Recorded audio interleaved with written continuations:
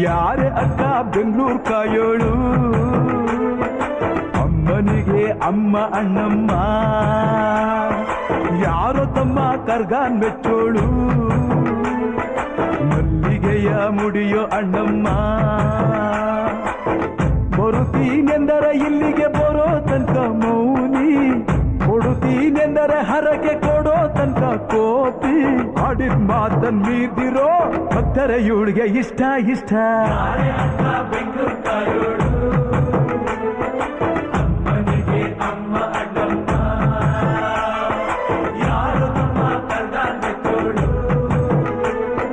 ಮಲ್ಲಿಗೆಯ ಮುಡಿಯೋ ಅಣ್ಣಮ್ಮ.